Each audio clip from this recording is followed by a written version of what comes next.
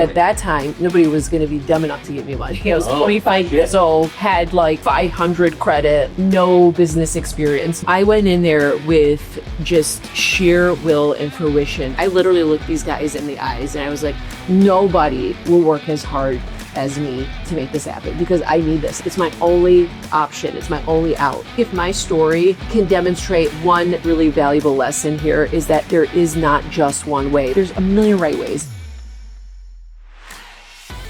Sava, I've known you for 20 years, which is insane. You moved here as a child from Albania.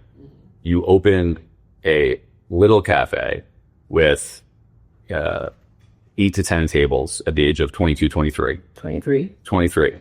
2 years later, you convinced somebody to give you money to open a 4,000 or 5,000 square foot restaurant. So I convinced nobody to give me money. Oh, really? At that time, nobody was going to be dumb enough to give me money. I was 25 years old, had like 500 credit, like no business experience. My experience was running that little cafe. So if you recall, CBS had bought our building at that time. Yeah. And I had about 60 days to leave the space. And, that was a job for me. I just like sort of created myself a job. And across the street, Zanzibar had just gone out of business. So I went into the Zanzibar space and convinced the investors that were behind that restaurant to let me, sort of pick up and take it where, There was the sales pitch. That was the sales pitch. Got it. Yeah. So in my head, you had gotten a loan to do it, and that wasn't the pitch. I wasn't at that. No one was going to lend me money. Amazing. So 8-person or 8-table restaurant or 10-table restaurant to, hey, I want to have this massive space. Fuck it. Let's give it a shot. We were talking about it yesterday. You had no business doing it. Yeah. And you were just like, let's roll the dice and find out. Now today you have tons of different places across Ann Arbor, and you're this, hospitality icon in Ann Arbor. Thank you. I'm excited to talk about kind of the whole history of that, but one of the things that comes up routinely now is AI. And in the digital space, tons of people that I talk to have software companies or digital companies in different capacity. How does AI intersect with hospitality right now, and how's it changing things for you? Yeah, good question. Changing things for me personally, making my life quite a bit easier. Like I'm really enjoying where we're going with AI. And I understand that there are like massive risks to this, but I'm old enough to remember when like Google came out when people thought that was cheating. And it's like, but don't you want to go to the library and pull a card and flip through pages? It's like, I don't want to do that if I don't have to. So, there's going to be some growing pains as we, really become an AI generated society, no question. And I trust that people are going to figure this stuff out. That's not my role in it. In terms of the hospitality industry, we're one of the industries that's about as far removed from AI as you're going to get. Right. Because our work is about personal touch. It's about how we make people feel. That cannot be replaced. So, I'm seeing big shifts, like let's say downtown where, we're seeing far fewer students come out to eat, right?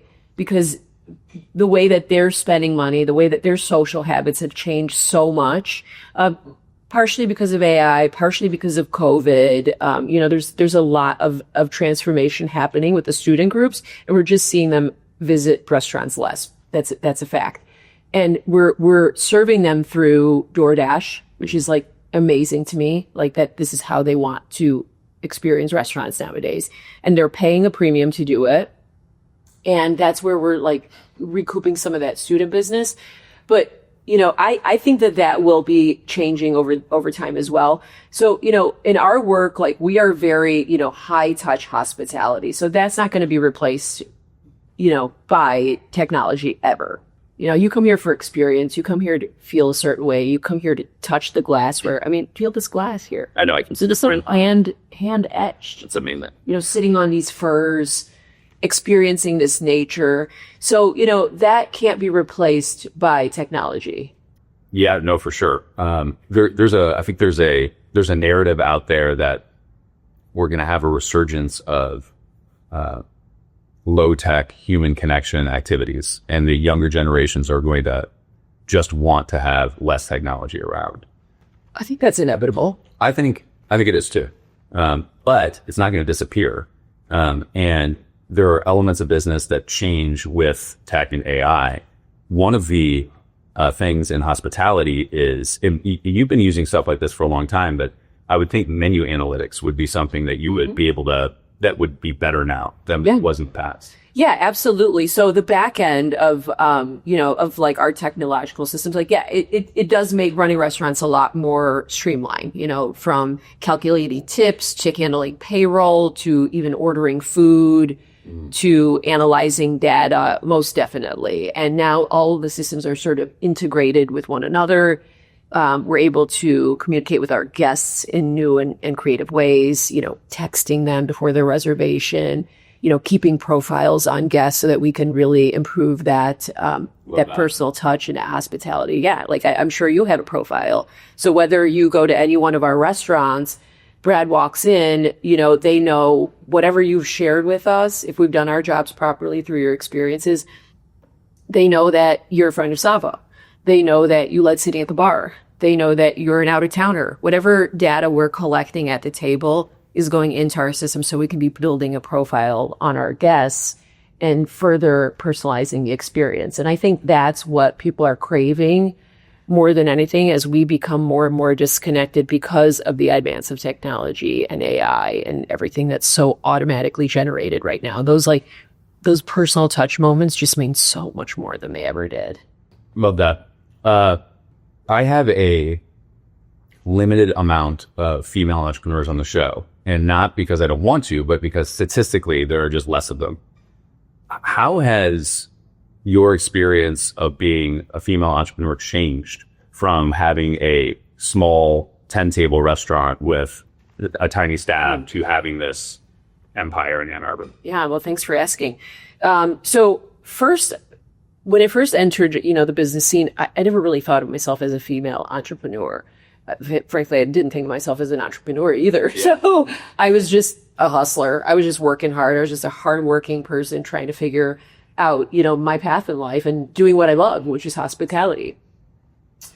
And it wasn't really until, years later when I started really understanding as my business evolved and, the number of people working for us grew, I really started embracing the leadership role.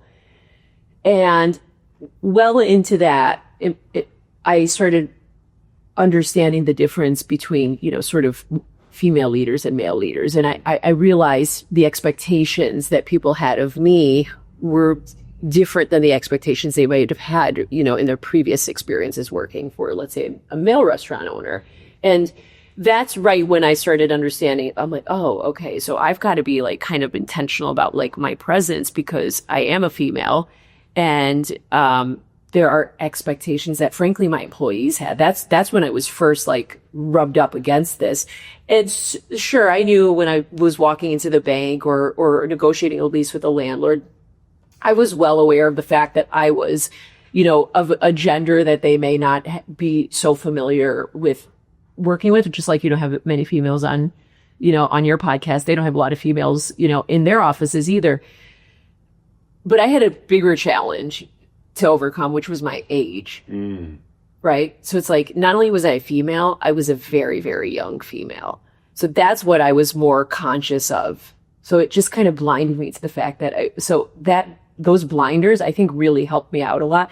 And I've dealt with shit, I've dealt with, inappropriate comments. I've dealt with, I've even had comments made to me. Like, I remember I was working with a contractor the first time. He told me, a general contractor I still work with today. I said, well, why didn't that subcontractor get back to us? And he's like, do you want the honest truth? I said, yeah. He's like, they don't like playing with girls. He's like, a lot of these guys just don't like playing with girls. I was like, oh, cool. Then we'll just find the guys that like play with girls. Like, it's like, so I just never felt bogged down by that. I never felt like it was a limitation in, if anything. And I'm aware of the, I'm aware of the stigmas. I'm aware of the judgments. But I was always just like, well, then let me put me in circles where that's embraced, where that's celebrated. And let me, when I feel like that's not embraced and celebrated, let me just back out of that situation. Like, I could choose any bank I want to work with. I could rent a space anywhere. I could pick, subcontractor out of the yellow pages, knowing that there are some limitations that come with being female. I was really just leaning towards like the advantages, like even down to like being underestimated. Like that's a massive advantage, because you walk into a meeting or a negotiation and you're being underestimated by your opponent. You already have the advantage because they're not bringing their A game. Like they're not waking up thinking they're going to go into the tank with a shark. They're thinking they're going to go into the tank with a goldfish. And then they're like, oh, what's this octopus doing in the tank? Octopus in the tank. And that's the name of my company, the Pulpo Group. Oh, okay. Yeah, the Pulpo. Is that what that means? The Pulpo Group, Pulpo is octopus in Spanish. Ah. And that's kind of our spirit animal for the organization. Amazing. Yeah. So, it's like, I see the look in their eyes a lot of times when I'm sitting at a table with sharks where they're like, the fuck let the octopus in this tank? That's amazing. That's amazing. Like I'm not going to come invite you, but do you know much about octopus? No. Well, they are very creative. They're very cunning. They're intuitive. They're emotional. And then the tentacles, the power of those tentacles. I mean, each of those tentacles has something like 260 suction cups on them. So it's just, they've got like 8 brains, multiple hearts. Like, I mean, it's just, this is one of the most like complex creatures of the sea. Do you eat them? I don't. I mean, sometimes I do. Sometimes I do. I don't. But sometimes I do. If I have to eat it for like a tasting. Oh, yeah. But I've gotten to the point where I just have such an affection for the octopus that I can't eat it anymore. Like, I won't order it on a menu. You ever watch I think it's My Teacher, the Octopus? Yeah, totally. Wild. Wild. I mean, just their capabilities, and they're so underestimated. And most people don't know, the power of this animal. Crazy. I love that. Okay, so I want to talk history and kind of as you, how you went through your journey. But before I do, what is something that at the time you thought was a no-brainer, and later you were like, oh, fuck, why did I do that? Like, it seemed like it was a tee of success in business. Absolutely, I'm doing this. And later, in retrospect, it was so clear that was not the right decision. See, I have a hard time with this type of question because even when I'm making the wrong decision, I feel like I'm making the right decision. Right? Sure, yeah. This morning, I was driving my kids to school and they said something about, Like having champagne at 8:30. Right. Yeah. Exactly. Bingo. They said something about bad behavior, and they're like, well, about my bad behavior. I said, well, I don't remember that because I delete my bad behaviors out of my memory right away.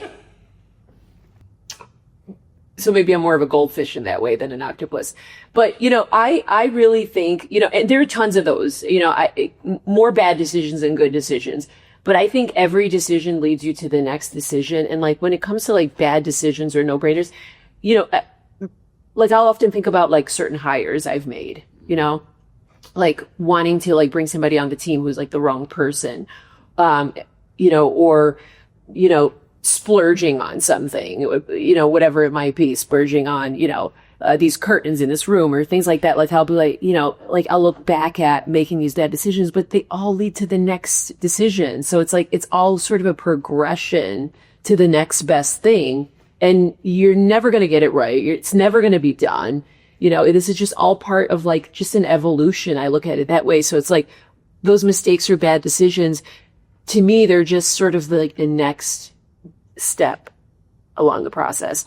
And when it comes to bad decisions and mistakes too, I think I don't get hung up on them because I do take the time to learn the lesson. And I'm not going to make that same mistake again.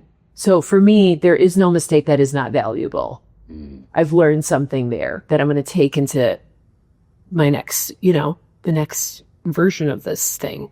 Yeah, taking the time to learn the lesson is a good takeaway.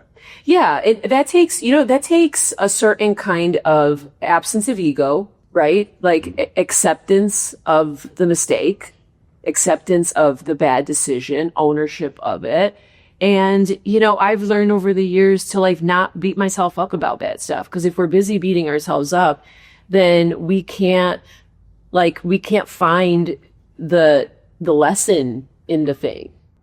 How do you balance the idea of drawing motivation from beating yourself up versus having grace with yourself and not learning the lesson, which I think for a lot of people drives behavior, right? Hey, I made a mistake. Fuck, I made a mistake. Okay. And it creates this pressure to create action, right? Versus like, I made the mistake. Yeah, that's never going to be me. I'm never going to be like, about it. I get very calculated when I'm making mistakes or, making, bad calls. But the first thing I do, honestly, when I make a mistake, and usually when I'm making a mistake, it's in how I react to something. But the people that are around me, like, know that I have that quality, that intensity about me. But the first thing I do is I pause and I sort of give myself a moment. I'll say, that was not an appropriate reaction. And then I'll give myself a moment to like not beat myself up about it. Cause then when I beat myself up about stuff, that now I'm doubling down on my bad behavior, sort of recalibrate versus keeping that pressure on. And then that continues to grow. Yeah. But yeah, I didn't like that reaction. I was like, I haven't seen you in like 2 years. Yeah. For anybody listening, listening or watching, when you came in the room, immediately you noticed a broken door and had a very visceral reaction to it. And you yelled emergency to your assistant if the door was not opening.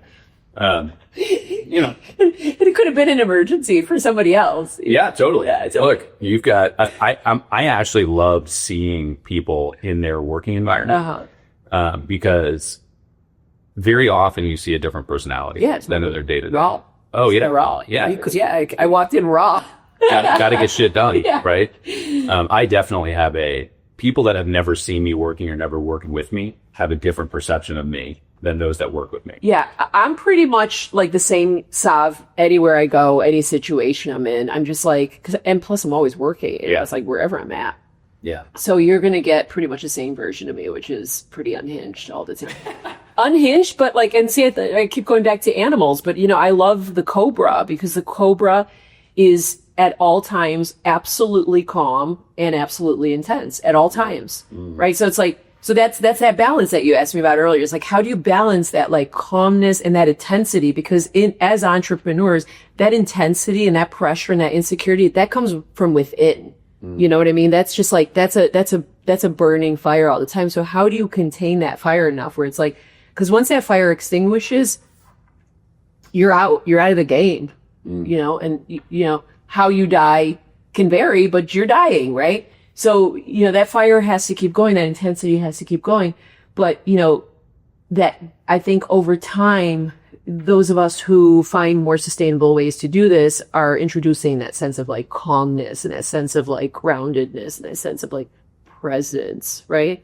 So yeah, that I'm constantly balancing those two dynamics and how I'm just aware of it.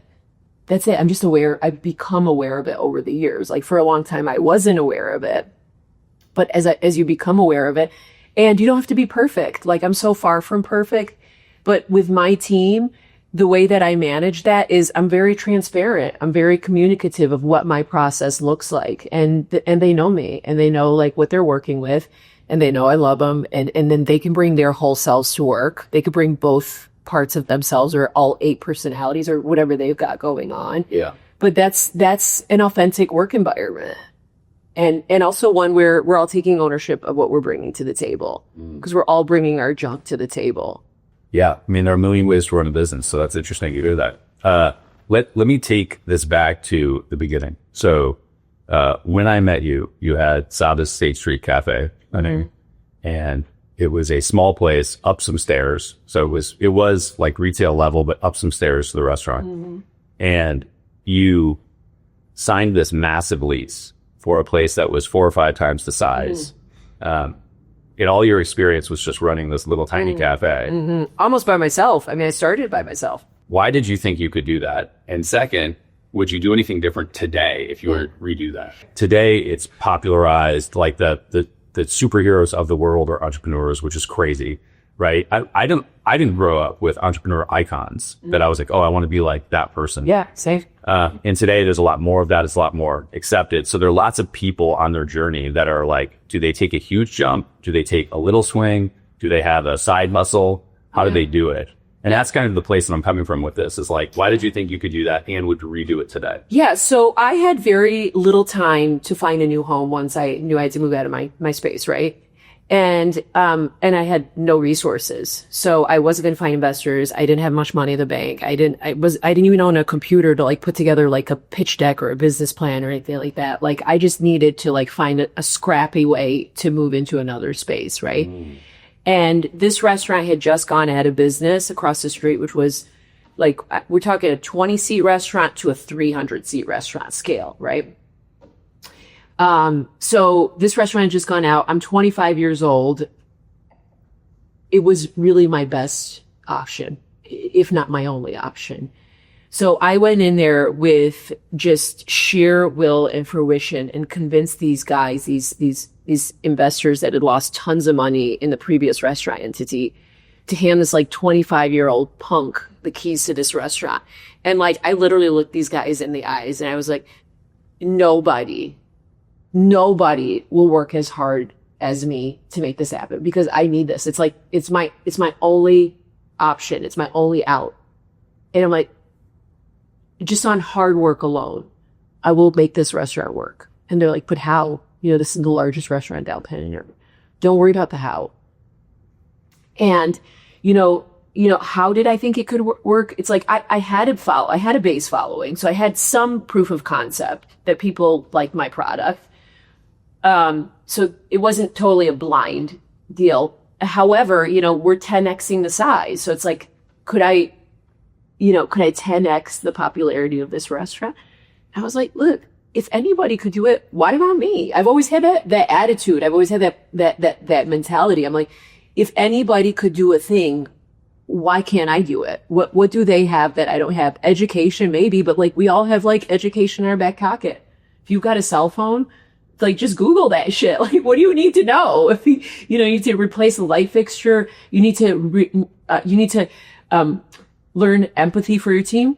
Google the best book on empathy. Read the top 3 picks. It's like we live in such a world right now that everything is so accessible, so at our fingertips. And like, I was willing to work hard. I was willing to learn. I was willing to do whatever I needed to do. Like, what didn't I have?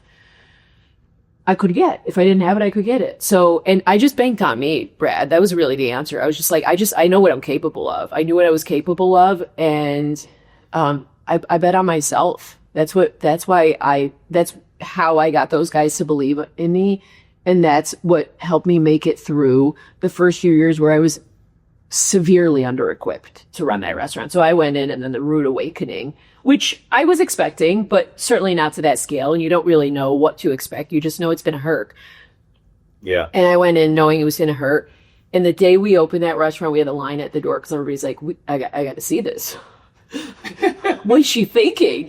It's like 25-year-old kid from the Bronx taking over like the largest, footprint restaurant in Ann Arbor, in downtown Ann Arbor. One that was ran by like some of the top restaurateurs and failed. They're like, what does she think she's got?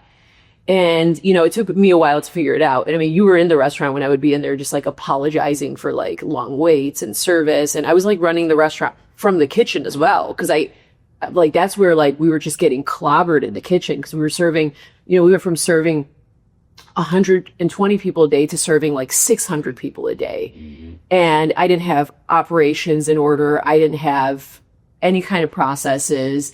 Like when I walked in emergency, that was my life for like 2 straight, it was like screaming emergency in my head. It's like, it was rough, but we had fun, and it was like, I was 25. My staff was a heck of a lot younger than me, and we just worked hard and we played hard and we stuck together. I had my 2 little brothers working with me.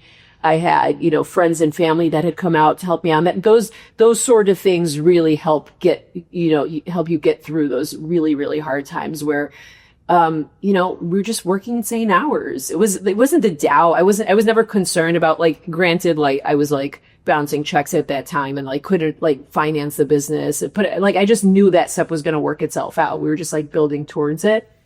But yeah, it was just, it was really the physical part that took a toll on us, cause this kind of work is extremely physical. It's a very athletic work. So, you're working long hours on your feet. high pressure. And then it's like, then I'm like done working, go out party, get home, back to the restaurant early enough to like write the bills, make the payroll, order the food, get us set up for the day. It was just like, yeah, I'm glad I was 25 because I could never do that now. Yeah, I can only imagine. I often think about the absurdity of running a business that has expiring goods. Oh, yeah. And, I think about how nice every business has got its ups and its downs, right? Yeah. But my digital recurring business, no, like my goods don't expire. I don't have to go if I don't get new customers today or don't talk to anybody today, it's fine. You don't have to sell anything today. Right. Everything's good. So. Like there'll be days here where we've got like a $200 steak. Like we got like 6 of these $200 steaks. We got 3 days to sell them. Like that's pressure. Yeah. That's crazy. If you're enjoying this episode, make sure you make it to beyondamillion.com and check out the newsletter. It is a lightweight way to get the best tips, tricks, and strategies from all the guests we've ever had. So all the big names and some of the people you've never heard of but have killer things to teach you, go to beyondamillion.com and subscribe to the newsletter. You're not going to be disappointed. So I want to talk expansion because most people, when they expand, create the same concept again somewhere else, right? Mm-hmm. Restaurant 1, restaurant 2, same concept. Mm-hmm. Not only, and the success rate, by the way, when you do that is much higher than when you just create another concept entirely. See, I wouldn't know that because I didn't go to business school. I knew fuck all about business. Yeah. And it's one of the things that kind of helped me a lot is I've never had parameters. I've never had these models in my mind like, oh, when you do this, and then the next step is you go A, B, or C. Like everything's been so organic for me because I hadn't had those I didn't have those models in my head. Well, that answers the question kind of as to why you thought that was a good idea. But you went from this, so you figure out tiny cafe to something 10 times the size. Then you functionally open up a grocery store. Yeah. Why not just create another restaurant? Why do something totally different? Yeah. So I got in the restaurant. So when I started my first restaurant, it was like so small, low footprint. I didn't seem like a threat in the market. And then I opened the real Savas, the big Savas. And I dealt with some serious like bullying from some of my male counterparts in the industry. And I was like, 25, 26. I was getting a lot of hate and a lot of bullying. And it was just like, and I was also like dealing with the imposter syndrome. And then I'm just getting all this haterade as well. And, it just kind of like, it created this like self-doubt naturally, right? And I didn't have the tools I have today to like, just like, let that stuff wash right off. And the first chance I got to come up for air, I hired my first few people that were like going to get me out of the kitchen. Like I remember Armando Lopez, like his job was to get me out of the kitchen. And I hired this guy. He says, what do you want from me? He was like one of the top, he was working at a restaurant. He was working at Sidetrack in Ypsilanti. Oh, nice. And he was running that kitchen, and that's a baller kitchen as well. Like, they pump out volume like Sava's was. And, somebody's like, if you want to get out of the kitchen, you've got to find and hire Armando Lopez. Like, done. So I finally get Armando, and I said, yeah, I need you to get me out of the kitchen. And he successfully did. And the first like gulp I had to come up for air, I was introduced to somebody that was opening a building around the corner, and they said, why don't you do another restaurant at that Portland Lost building right around the corner from Sava's? And I was like, why would I do a restaurant around the corner from my restaurant? Like, it just like makes no sense. Like, again, I don't have all these models in my head to, do another concept.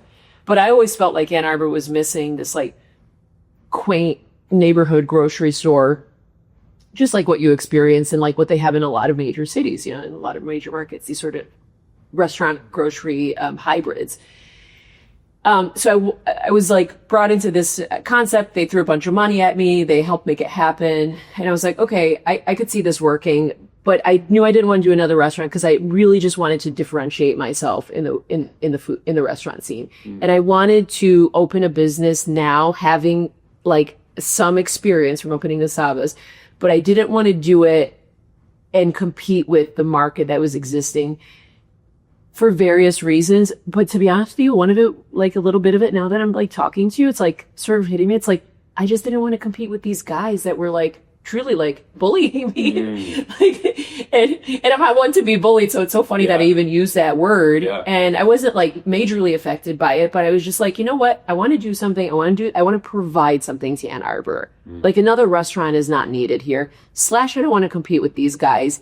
And I want to do something where it's like the expectation isn't so clear. So I really wanted to introduce a concept that wasn't this or it wasn't that. It was just sort of like this out of the box situation that was going to just be, I mean, you remember this place.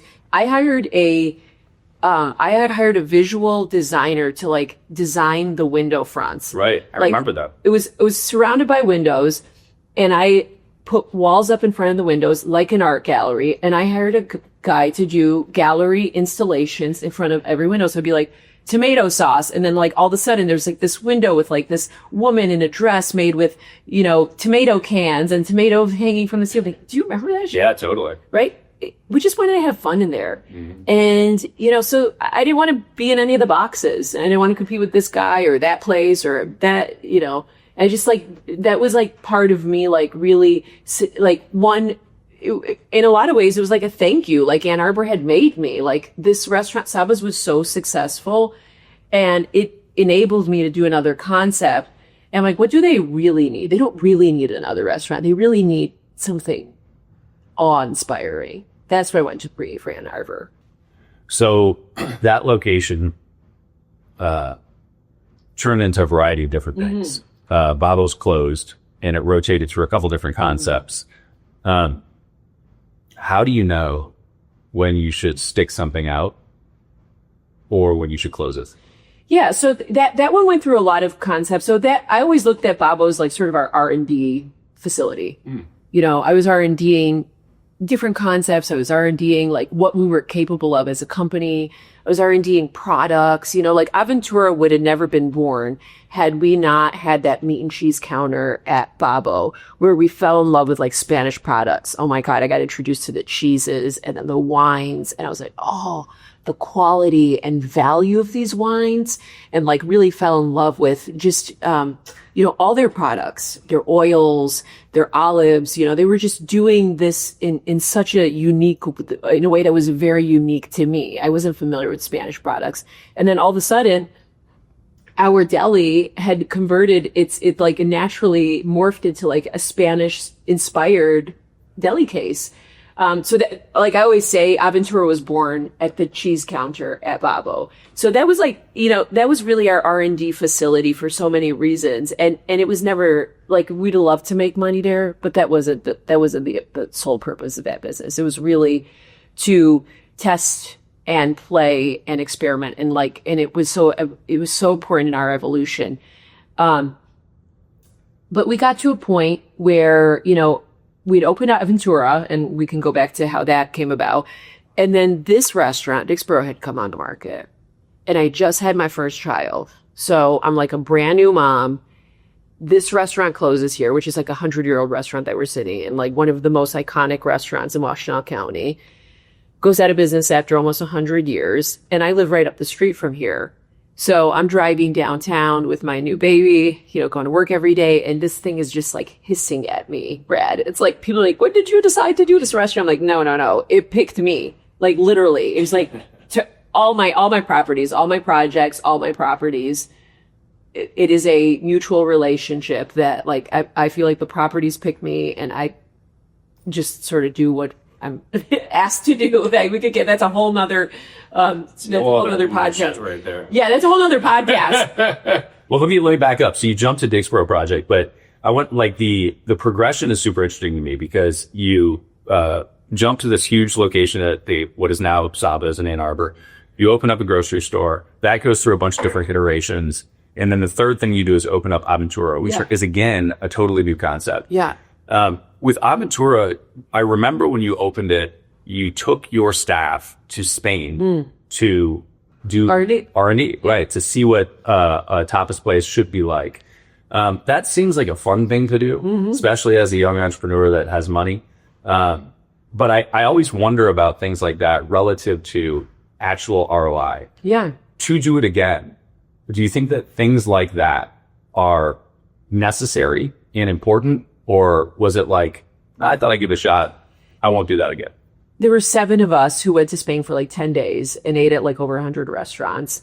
And we were tasked with, some were tasked with, the beverage side, some were tasked with food side, some were tasked with, design and architecture. And we all had our sort of like focuses. And then we'd come back together and like download what we'd learned in the photos and whatnot. The restaurant was born on that trip. Like every aspect of it was born on that trip. We wrote the menu there, which our menu today is eerily similar 13 years later. We created the experience on that trip. And the 7 of us that like were on that trip, like when we see each other and come together, is like, oh, brother, there's just like such a bond because we really like, we created. But when I went there, I wasn't sure I was going to come back with, convinced that a Spanish restaurant would be where we would wind up. We had fallen in love with the products at Babo, and we're like, you know what? And the space really lent itself, when I was in that space, and, where Aventura is now, it's like, it's the second oldest building in Ann Arbor, a lot of brickwork, a lot of stone, like it looked very cavey. It just reminded me of these sort of like, wine caves or these, cellars where, cheese is aged, and it just kind of gave me that vibe. And, we called it a Heidi at the time. We were down in the basement one day and we were like, what should we do with this building? Because I bought this building in like 2011. Idea, if you know what I mean. And it's like, we're like, Spanish restaurant. And we're, like a month later, we were in Spain to feel it out. Like, is this what we really want to do? Yeah. And that was one of the most exhilarating creative collaborations of my 20 years of business, is working with this team of 7. We were so bonded, so committed, and we came back and nailed it, and when I was building that restaurant, I was like, we don't need a Spanish restaurant in Ann Arbor. Who's going to eat in a Spanish restaurant in Ann Arbor? I don't know. I guess we'll find out. And, 13 years later, it's really doing great things still. Crazy. I love that story. Well, you mentioned that you bought, we'll jump around here because you mentioned that you bought that real estate in 2011. Yeah. I know that when you, obviously you said you took over the lease of Sava's. Real estate is a huge part of my life. And I mean, it's a huge chunk of my time these days. How does real estate fit into your, world as a restaurateur?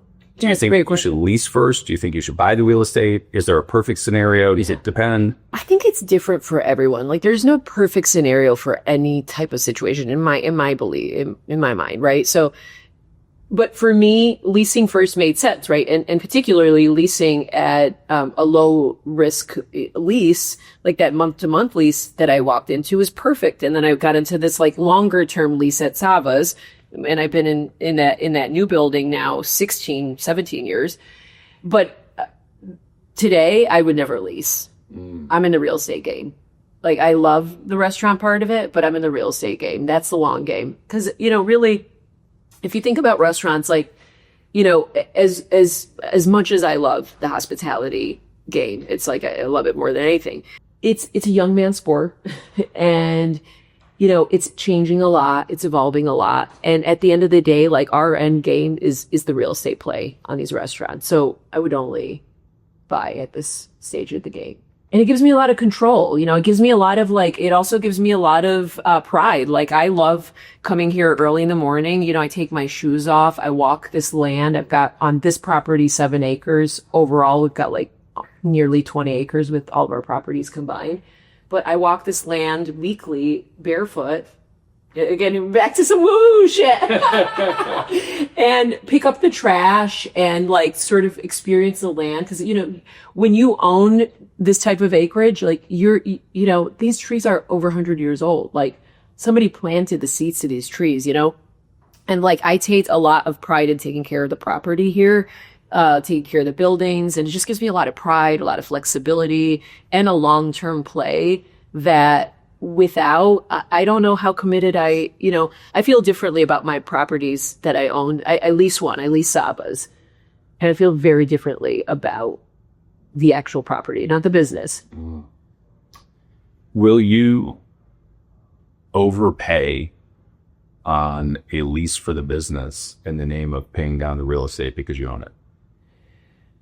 Not really, because the way that I run my business is in the finance. I've built in partners at each of the restaurants. So people that have worked at the restaurants who become partners or come in as partners, I'm open to that as well. So I've got partners. So I lease at fair market value because I think that's the right thing to do due to my partnerships in each of the locations. Yeah. And I don't have a choice. I do have a choice. I could charge whatever I want. Just like my landlord at Sava's. He's got a choice, and he exercises that regularly. Yeah. Yeah. That's fair. Yeah. But because you have a partner, the equitable proposition is to have fair market. That's right. Please. Got it. Yeah, I definitely will. I ask selfishly because I definitely will overpay. Actually, my last 2 office buildings, my core company, Easy Pay Direct, pays higher to market rent. And that's because it's just me. Yeah. So right. I don't give a fuck. Yeah. You know, so like I make. You're the only one on the P&L. Right, exactly. So the profitability is a little bit less, tiny bit less for the business, and I own the real estate that pays it off. Yeah, that works for your model. Yeah, totally. But with partners, that's a different proposition. Yeah. Okay, how has your relationship with being a manager and a leader changed over time? Because you start doing everything. You jump into a business that's a restaurant that's 10 times as big. You have to hire managers, and you're, as you said, operating from the kitchen. And then you go to a place where you have multiple businesses, multiple properties, a bunch of partners. How does your relationship as a manager and a leader change over time? Such a great question. I mean, it's changing every day. I'm learning every day, and I'm evolving my style of leadership every day. I don't see myself as a manager. I was never a very good manager. I know a lot of really good managers. I just didn't happen to be one of them.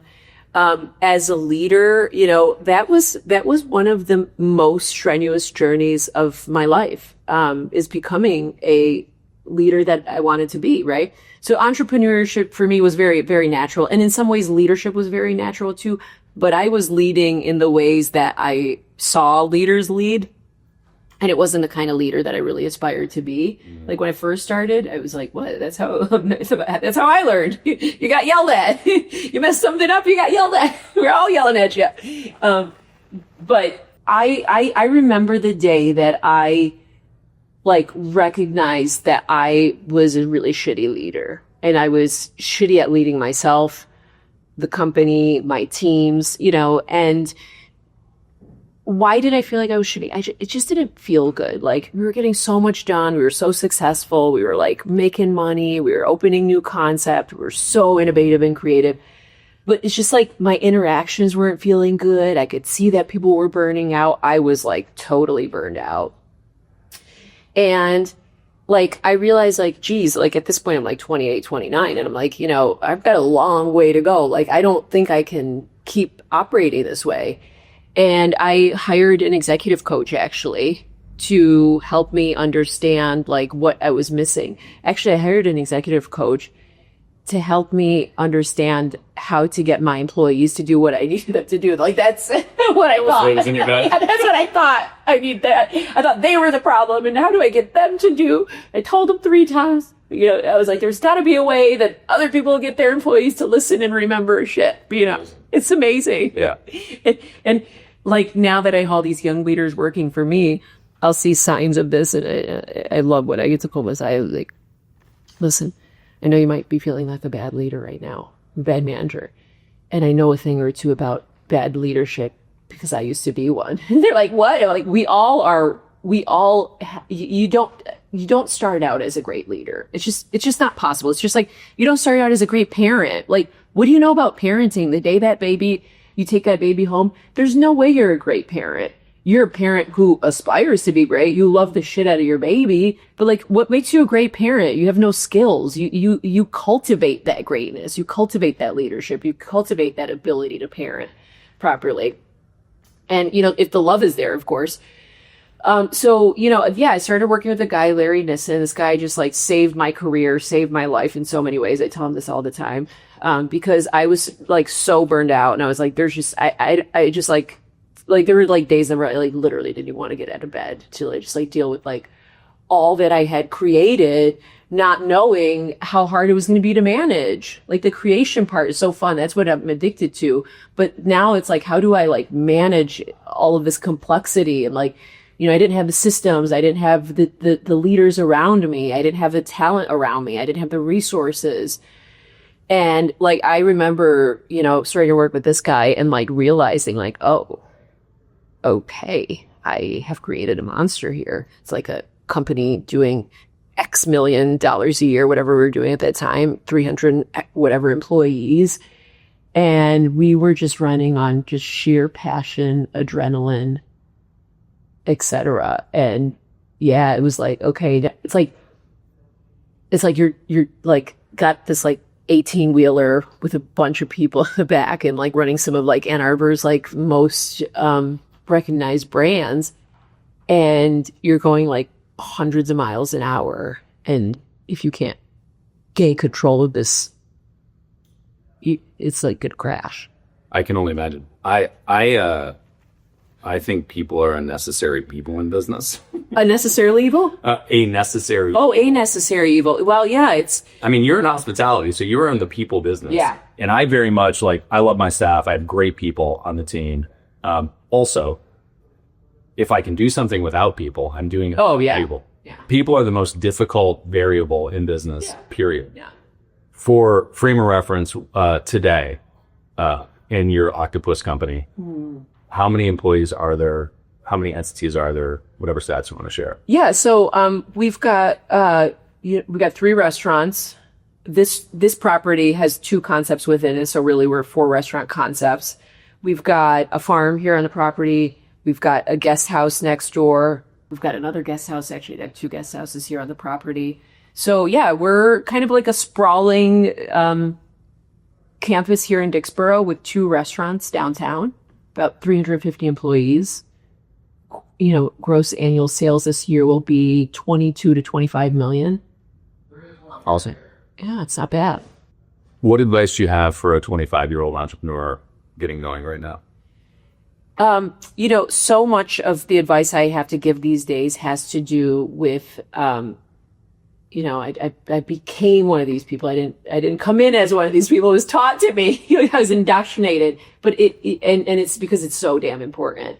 But managing your interior world for sure, like really knowing what's going on, like what thoughts are driving you, what beliefs are driving you, what habits are driving you, wellness of all kind, mind, body, spirit. You know, if you really want to play the long game, you've got to find ways to manage, you know, and to invest in mind, body, spirit daily. That's what's been really important for me. And when I look at the leaders around me that are really thriving, like that's what they're doing. Like, if you really love what you do, like, don't look at the time. Don't look at what day it is. Like, this is how we started this podcast.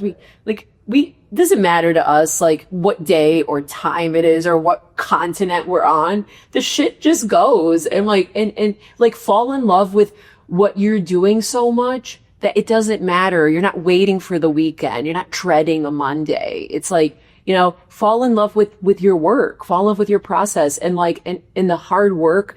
And it really is the hard work that gets you there. But I see people struggling when they're coming in, you know, putting in 80%. You put in 80%, guess what you're going to get back? 80%. You know, no matter what you're doing. And I had this same energy, the same drive, the same passion when I was waiting tables in bulletproof Coney Islands in Detroit. Like, that's where I started. It's like I was giving that shit 100%. You know what I got back? 100%. So it's like what you put in is what you get out in life, in business. And I just see too many people not going all in on their lives. And then they're living these like very, you know, underwhelming based on what they were expecting. But it's like, what are you putting in? And I just think hard work wins every time. That's how I got in the game. That's how I've survived. That's how we continue to thrive. That's how we continue to evolve. It's just like, you got to work hard and smart. And take care of yourself in the process, whatever you're doing. And then realizing that there is no one way. Like, I think if my story can demonstrate like one, like really, really valuable lesson here is that there is not just one way. Like, we think it's gotta be like this, or it should be like this, or, oh, I heard it won't work if you do this.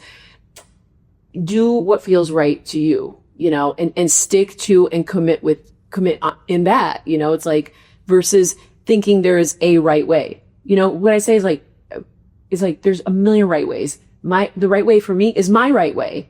But my right way is not your right way. It's just like, you've got to find your right way. And you find that through knowing who the fuck you actually are, and it's like, then people are like, oh, what does that mean? Google it. Like, knowing yourself truly and being able to look at yourself, being able to like really look at yourself and ask yourself, what are those thoughts and beliefs that drive and motivate me? And is that okay with me? And if you're good with it, then then keep going that way. Because there's no right way to think. There's no right way to be. There's just your right way. Finding out what that is. And I think when you're living life in alignment with who you really are, that's when things happen with ease and naturally. And you're not just like, you can work hard, but you're not like pushing against, you're not efforting. Like you're just, it's that feel good work hard. Versus you see people who are like working hard. It's just like, oh man, you're just like going against the grain there, brother. It's like, so, that's really it. It's just like, it's just operating your own personal operating system. Just like we had to build operating systems for our businesses, we had to build operating systems for our lives and who we are, how we want to conduct the business of yourself. It seems cliche coming up in sales, sure, but you still hear the message all the time, and you hear it more from established adults, that it's your mindset, it's the program that you're running internally. That is where success comes from. And it seems so cliche as a brand new entrepreneur or a young person. Right. But the reality is, it's true. Yeah. And the way you figure it out is by fucking working, because you do reps, and through the 1 rep, 2 rep, 10 reps, 100 reps, 1,000, 100,000 reps. Yeah. That's how you figure that out. And if you can, and by working, and then if you can work in proximity to high achievers, that's the accelerant. That's the super duper accelerant, right? Because you could be working hard around, people who haven't figured it out. That's going to get you, reps are good, right? But it's a lot tougher. So I would go and be a personal assistant like my Tai, or, running coffees or dry cleaning, or be the mail person at the office of the highest performing person that I could get around. And it's proximity to high performers and watching that they just do it a little differently. It's those small nuances that you want to pick up on. Or hey, if you can't get the job, get the YouTube video, get the book. We are so well resourced. We're drowning in inspiration right now. Instagram, TikTok, wherever you get your information, like find the people that inspire you that you can learn from. Beautiful. Where can people find out more about you? Well, thepulpogroup.com is my website where we've got all of like our company information. Well, I appreciate you carving that time. Thank you. Yeah. Awesome. My director of marketing told me to read this.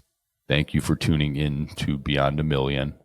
If you liked this podcast, please subscribe and drop a comment below. We'd love to know your thoughts. If you want to learn the strategies that our guests such as Neil Patel, Amy Porterfield, and Grant Cardone use to scale their business, you can find more episodes on our website at beyondamillion.com.